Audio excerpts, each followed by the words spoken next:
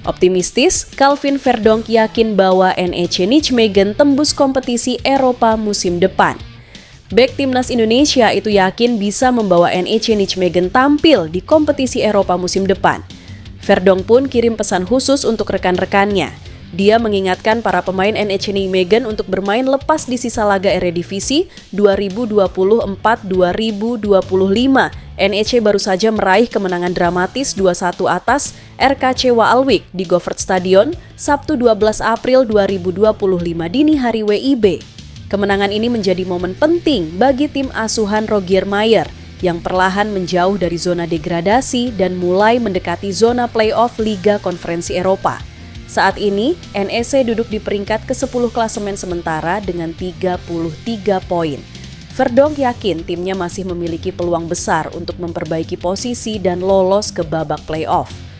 Meski ini sudah akhir musim, kami harus bermain tanpa beban di pertandingan-pertandingan terakhir, ujar Verdonk. Dikutip dari Forza NX, kami masih akan menghadapi tim-tim pesaing langsung yang bisa kami salip, lanjutnya.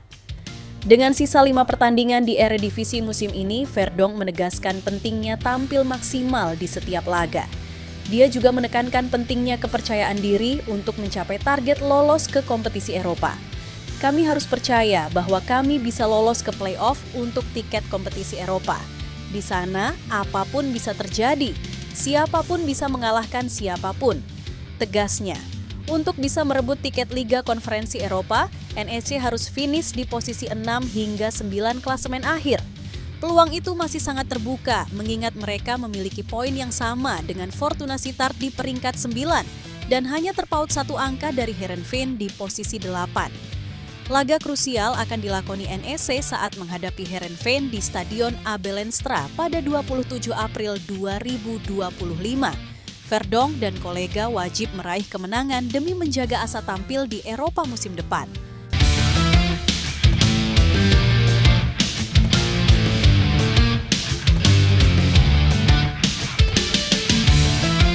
Timnas Indonesia menuju ke Piala Dunia 2026. PSSI dapat dana bantuan 199 miliar dari pemerintah Indonesia. Hal itu dipastikan oleh Menteri Pemuda dan Olahraga, Menpora, Dito Aryo Tejo. Kata Dito, pemerintah Indonesia mengeluarkan uang sebesar 420 miliar untuk beberapa federasi olahraga tanah air, salah satunya PSSI. Nah, PSSI paling banyak mendapatkan dana bantuan dari pemerintah Indonesia.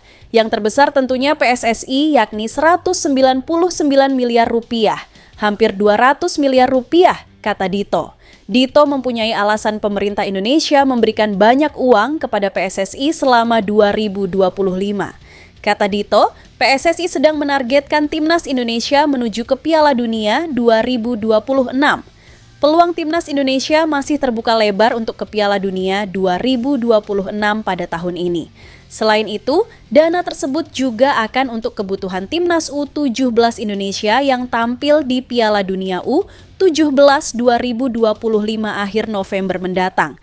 Ada juga event SEA Games 2025 yang akan dimainkan oleh timnas U23 Indonesia tahun ini di Thailand. Banyaknya agenda itu membuat pemerintah Indonesia memberikan banyak dukungan kepada PSSI. Pastinya menuju ke Piala Dunia 2026 itu semua akan ditingkatkan levelnya.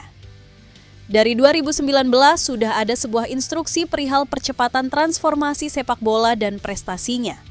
Saya sudah sampaikan bahwa seluruh kebutuhan yang diikuti para cabang olahraga harus bisa mendapatkan targetnya masing-masing, kata Dito. Dito mengakui bahwa pemerintah Indonesia sudah melakukan review berdasarkan kebutuhan dari setiap cabang olahraga, termasuk PSSI.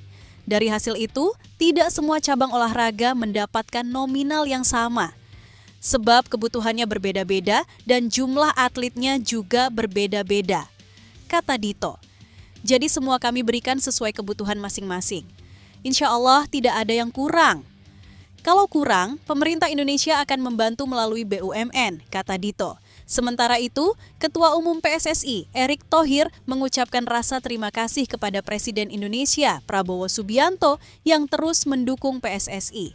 Ia bersyukur PSSI mendapatkan dana bantuan sebesar 199 miliar. Kami sendiri juga mengumpulkan dana secara tertentu dari pihak swasta yang hampir menyentuh 450 miliar. Jadi, angkanya saya rasa signifikan. Ini juga harus sejalan dengan prestasinya sendiri. Bukan hanya dananya, tapi juga prestasinya, tutup Erick Thohir.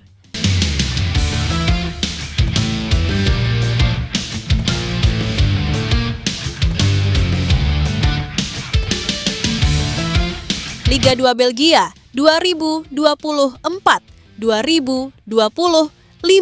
segera berakhir, Shane Patinama. Lebih baik dari Raja Nainggolan, hanya tinggal menyisakan satu pertandingan, Liga 2 2024 sampai 2025 bakal segera berakhir. Sebagai informasi, ada satu pemain timnas Indonesia yang bermain di Liga 2 Belgia musim ini. Sosok yang dimaksud yakni Shane Patinama. Seperti yang diketahui, Shane Patinama kini berseragam KAS Eupen. Lalu, bagaimana dengan performa Shane Patinama di Liga 2 Belgia 2024-2025? Shane Patinama tercatat tampil sebanyak 16 kali hingga pekan ke-27. Liga 2 Belgia 2024 sampai 2025. Dari 27 penampilan tersebut, Shane Patinama tak berkontribusi dalam hal gol ataupun assist. Kabar buruknya, Shane Patinama kini mulai tersisih dari skuad inti KAS Eupen. Pemain berusia 26 tahun itu tak mendapat menit bermain dalam 4 laga terakhir KAS Eupen. Terkait klasemen, KAS Eupen kini berada di papan tengah. KAS Eupen menghuni posisi ke-10 dari 16 klub dengan raihan 30 poin. Sementara itu, mantan pemain Inter Milan hingga Roma yakni Raja Nainggolan rupanya juga berkarir di Liga 2 Belgia 2024-2025. Raja Nainggolan kini berseragam klub Lokeren Temse. Dari jumlah laga, Raja Nainggolan memang tak sebanyak Shane Patinama.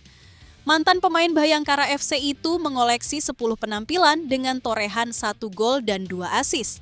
Catatan tersebut bisa dimaklumi karena Raja Nainggolan memang baru bergabung dengan Lokeren Temse pada paruh musim. Terkait klasemen, Lokeren Temse kini menempati peringkat ke-7 dengan raihan 38 poin. KAS Eupen dipastikan tak bisa mengejar posisi Lokeren Temse karena Liga 2 Belgia 2024-2025 hanya menyisakan 1 laga saja.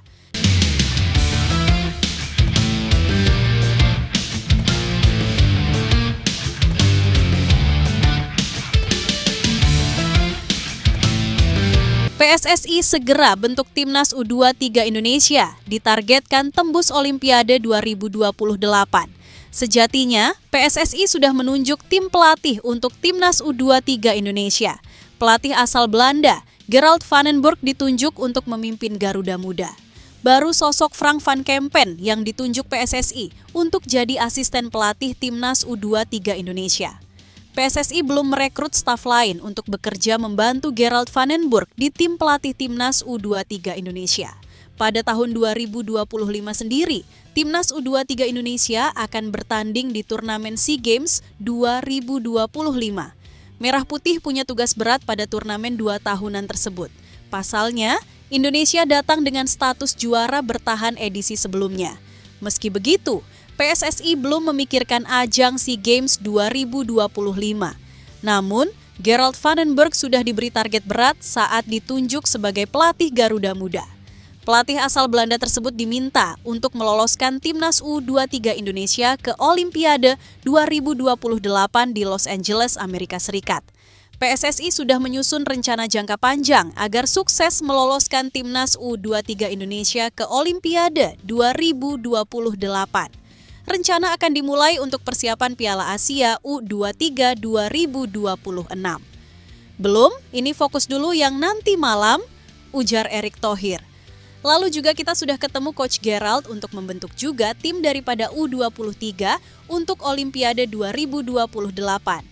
Jadi kita sudah mulai ada roadmap-nya yang dimulai tentu untuk kejuaraan Asia tahun 2026 ini. Lanjutnya, lalu nanti 2027 untuk 2028. Jadi kita bikin blueprint jangka panjang juga. buat yang U23 untuk yang Olimpiade di bawah Coach Gerald. Lanjutnya, persiapan untuk ajang SEA Games 2025 masih digodok lebih dalam. Selain itu, PSSI juga mempertimbangkan soal pencapaian Nova Arianto sebagai pelatih Timnas U17 Indonesia. Pelatih 44 tahun tersebut sukses mengantarkan Timnas U17 Indonesia ke ajang Piala Dunia U17 2025. Yang untuk SEA Games kita masih review. Kita lihat juga prestasi Coach Nova juga harus dipertimbangkan juga. Kalau tiba-tiba Coach Nova bikin ledakan, lanjutnya.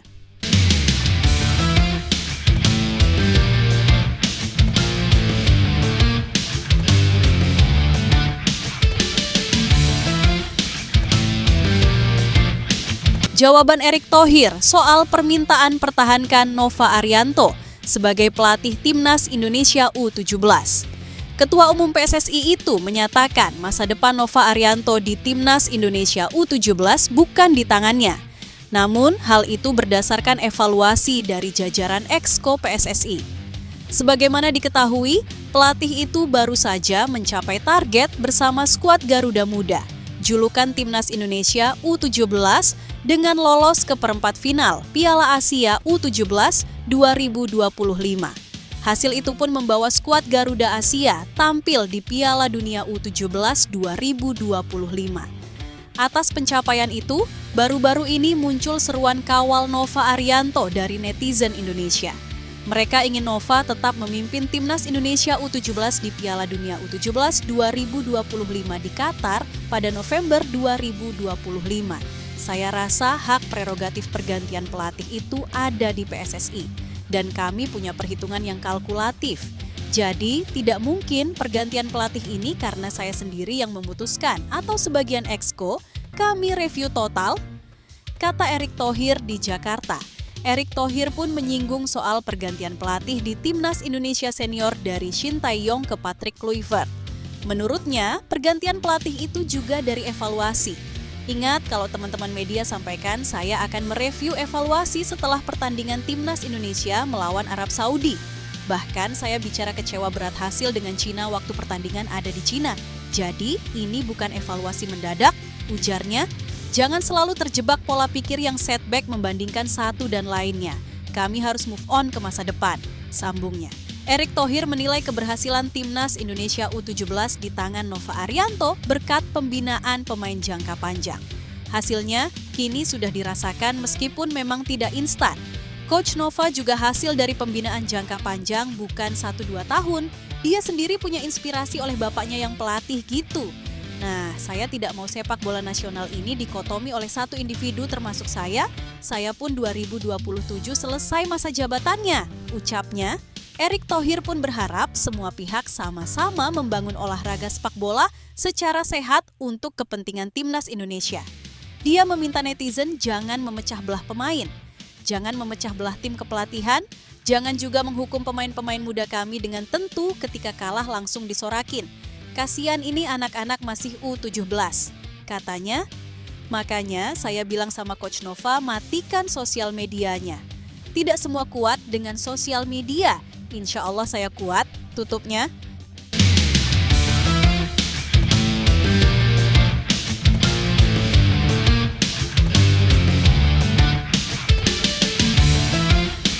Nova Arianto ungkap jasa besar Indras Jafri untuk kariernya hingga bisa bawa Timnas U17 Indonesia lolos ke Piala Dunia U17 2025. Pelatih Timnas U17 Indonesia Nova Arianto mengungkapkan jasa besar mantan pelatih Timnas U20 Indonesia Indras Jafri hingga berada di titik sekarang. Nama Nova Arianto belakangan ini ramai menjadi perbincangan pecinta sepak bola Indonesia. Ia menarik perhatian banyak pihak karena berhasil mengantarkan Timnas U17 Indonesia meraih tiket lolos ke Piala Dunia U17 2025. Pelatih berusia 45 tahun tersebut pun mengungkapkan perjalanan kariernya hingga bisa menukangi Timnas U17 Indonesia saat ini. Nova mengatakan bahwa perjalanan kariernya sebagai pelatih di skuad Garuda tak lepas dari peran penting Indras Jafri. Mantan Direktur Teknik PSSI ini memiliki jasa besar untuk karier kepelatihan Nova Arianto. Juru taktik Timnas U17 Indonesia itu menceritakan bahwa awalnya ia bisa membantu di tim kepelatihan tim nasional saat era Indra Syafri. Nova Arianto mengatakan bahwa awal ia bergabung di tim kepelatihan Timnas U23 Indonesia. Saat itu, ia menjadi asisten pelatih Indra Syafri di Timnas U23 Indonesia pada Juli 2019. Kala itu, Indra Syafri tengah mempersiapkan Timnas U23 Indonesia buat Piala AFF dan juga SEA Games. Untuk itu, Nova Arianto dipanggil buat membantunya menjadi asisten dan karirnya pun lancar hingga saat ini. Nova mengatakan bahwa ia pertama kali dipanggil Indra Syafri pada tahun 2019 dan diminta membantunya. Ia merasa senang dan sangat bersyukur karena atas kepercayaan itu. Ia saat ini bisa menukangi Timnas U17 Indonesia, bahkan bisa melangkah juah hingga mencatatkan sejarah lolos ke Piala Dunia U17 2025 untuk pertama kalinya melalui kualifikasi. Karena dari tahun 2019, saya mendapatkan telepon dari Coach Indra dan ia menyampaikan untuk membantunya di Timnas U23 saat itu sebagai persiapan untuk AFF dan SEA Games, kata Nova. Untuk itu, saya bersyukur dan terima kasih dengan Coach Indra hingga saat ini saya bisa menjalani proses saya sebagai pelatih tim nasional, tegasnya. Lebih lanjut, Nova Arianto pun mengaku sebagai pelatih junior, ia selalu meminta bimbingan dari Indra Syafri. Nova Arianto meminta masukan dari Indra Syafri tentu saja agar apa yang ia lakukan untuk Timnas Indonesia ini berada di jalut yang tepat. Oleh karena itu, Nova mengaku sangat bersyukur dan berterima kasih kepada Indra Syafri.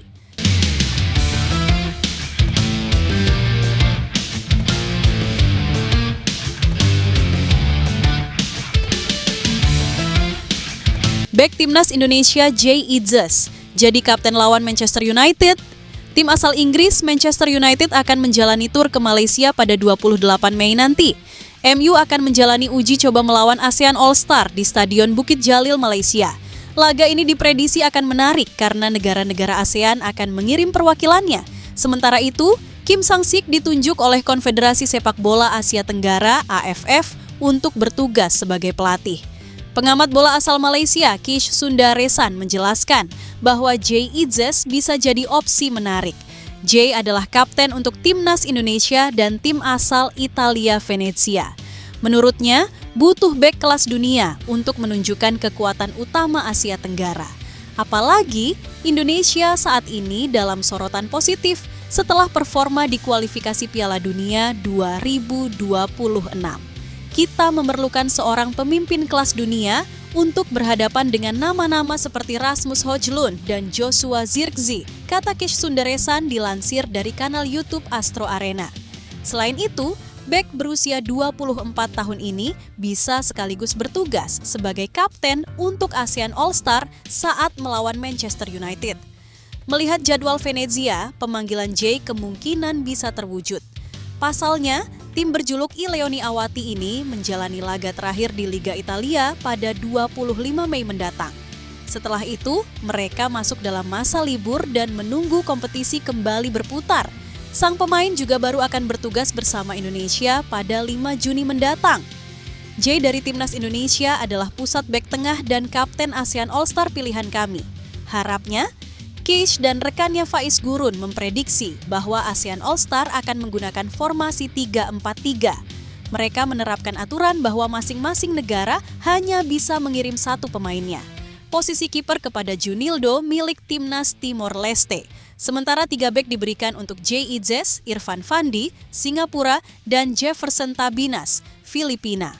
Menuju tengah 4 pemain adalah Hein Hatet Aung, Myanmar, Chanatip Songkrasin, Thailand, Azwan Ali Rahman, Brunei Darussalam, dan Kidafone Sufani, Laos. Pada sektor serang, Arif Aiman dari Malaysia menjadi winger kanan dan Sieng Chantea, Kamboja di posisi kiri. Wakil Vietnam, Nguyen Tien Linh bisa jadi opsi sebagai penyerang di laga tersebut.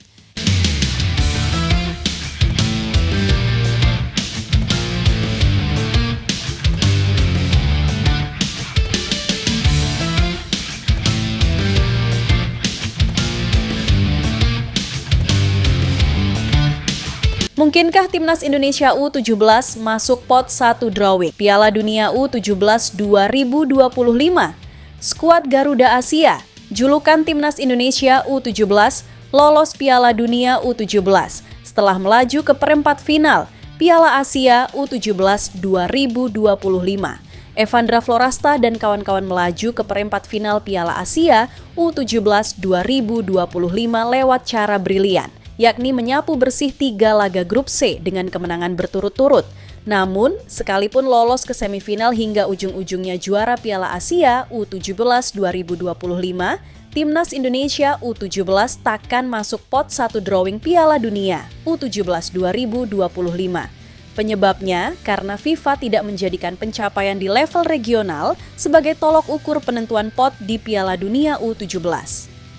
FIFA menjadikan pencapaian di 5 edisi terkini Piala Dunia U17, 3013, 3015, dan 3025, 2017, 2019, dan 2023 sebagai dasar penentuan pot. Nantinya, tim-tim yang eksis di 5 edisi di atas akan diberikan poin oleh FIFA. Semakin tinggi poin yang didapat, mereka akan duduk di pot unggulan seperti pot 1 atau pot 2. Berhubung dalam 5 edisi terakhir Timnas Indonesia U17 cuma sekali tampil, 2023 itu pun rontok di fase grup, Timnas Indonesia U17 diprediksi menempati pot menengah ke bawah. Berhubung tak akan masuk pot unggulan, Timnas Indonesia U17 berpotensi satu grup dengan negara-negara top dunia. Kita memprediksi penghuni pot 1 adalah negara-negara top seperti Jerman, Argentina, Brasil, Meksiko, Perancis, dan lain-lain. Sebuah keuntungan jika Timnas Indonesia U17 bertemu dengan negara-negara di atas. Biasanya, tim scouting dari klub-klub besar Eropa akan memantau negara-negara besar di Piala Dunia U17.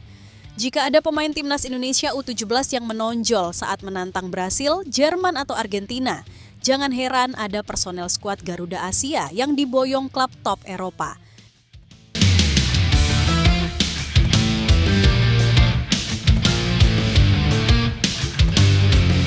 Mees Hilgers disindir kaki kaca oleh pengamat Belanda. Sindir karirnya di Timnas Indonesia terancam.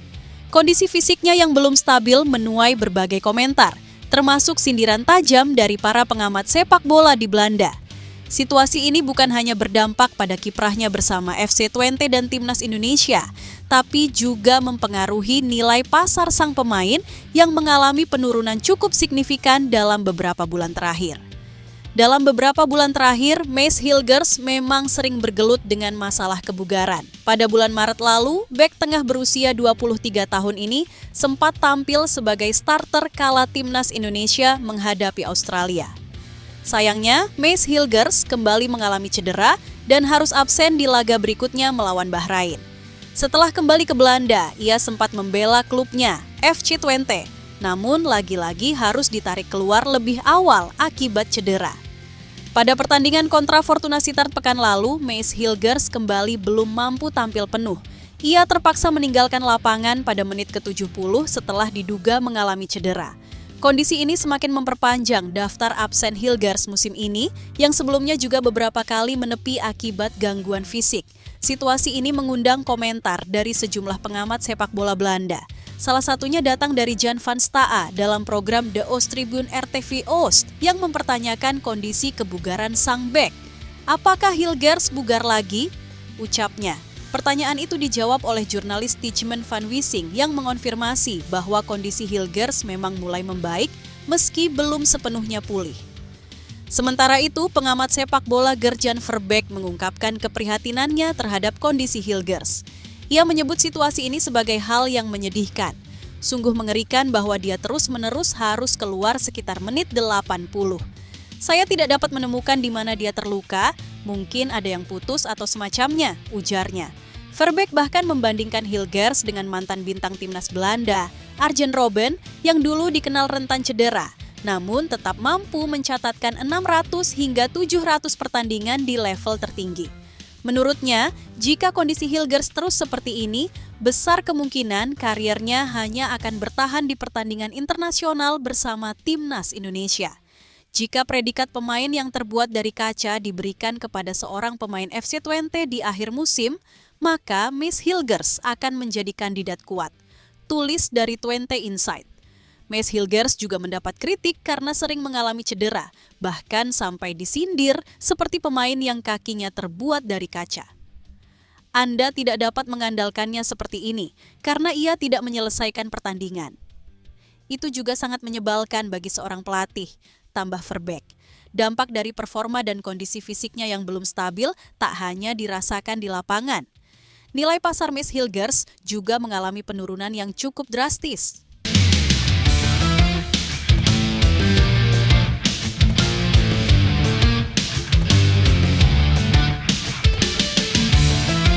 Netizen berkomentar melihat ada kejanggalan kembali drawing Liga 4 yang diulang. Apakah benar ada settingan?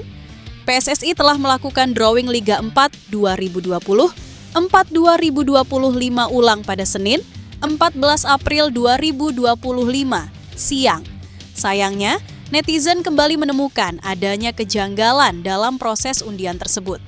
Drawing Liga 4 putaran nasional akhirnya diundi ulang setelah sebelumnya dilakukan secara tertutup dan memicu perdebatan. Bagaimana tidak, kabarnya drawing yang dilakukan sebelumnya digelar tidak secara langsung, alias hanya rekaman yang diputar ulang. Tidak hanya itu, terdapat kejanggalan pada proses drawing, khususnya ketika proses membuka bola berisikan nama tim. Desi Arfianto yang bertugas melakukan drawing membuka bola undian di bawah meja dan terhalang dari pandangan kamera. Netizen memprotes keras proses undian tersebut dan menilai bahwa drawing Liga 4 tersebut penuh dengan settingan. Ketua Umum PSSI, Erick Thohir, memerintahkan agar drawing Liga 4 diulang dan dilakukan secara transparan. Akhirnya, drawing Liga 4 resmi diundi ulang pada hari ini dan telah diketahui hasil akhirnya. Netizen kembali menemukan adanya kejanggalan dalam proses undian ulang tersebut. Pertama, video terpotong-potong pada saat siaran berlangsung. Tak lama setelah tayangan drawing selesai, video tersebut kemudian hilang dari kanal YouTube PSSI TV alias dihapus. Selang beberapa jam kemudian, video drawing kembali diunggah di kanal YouTube PSSI TV sekitar pukul 7 malam. Pada video yang diunggah ulang itu, netizen menemukan beberapa kejanggalan. Ada indikasi video yang disiarkan di PSSI TV merupakan tayangan ulang atau taping. Salah satu momen yang disorot terjadi pada menit 15,23 hingga 15,28. Pada durasi itu dinilai adanya indikasi video dipotong. Kemudian ditemukan kesalahan input nama tim asal NTT di grup B dan grup P. Pada proses undian, tim yang masuk grup B adalah NTT 3. Namun pada akhir pengumuman justru NTT 3 tertukar dengan NTT 2 yang seharusnya di grup P3.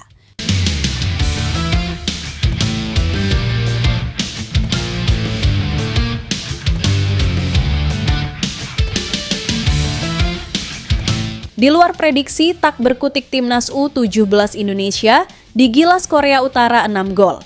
Timnas U17 Indonesia kalah telak dengan skor 0-6 dalam babak perempat final Piala Asia U17 2025. Pada babak pertama, Korea Utara unggul dengan skor 0-2. Pertahanan Garuda Asia cukup panik saat tim lawan sudah berada di kotak penalti. Hasilnya, gol tercipta pada menit ke-7 lewat Choi Song-hun. Umpan dari Pak Kwang Song sukses diselesaikan oleh Choi melalui kaki kanan dan gagal dikawal dengan baik oleh bek Indonesia. Selanjutnya, gol kedua terjadi karena kemelut di depan gawang Indonesia. Kim Tae-guk memberikan umpan cerdik pada Kim Yoo-jin yang dengan sigap menyelesaikan dengan gol. Babak kedua baru dimulai, Korea Utara sukses mencetak gol ketiga. Kali ini umpan cerdik dari Pak Kwang Song dikirim langsung ke kotak penalti. Ri Kyong Bong sukses menang duel saat melawan Putu Panji dan sukses melakukan eksekusi matang ke gawang Indonesia pada menit ke-48. Tak ada perubahan. Indonesia kembali melakukan kesalahan berakibat fatal pada menit ke-59 karena Putu Panji tertangkap handball di kotak penalti.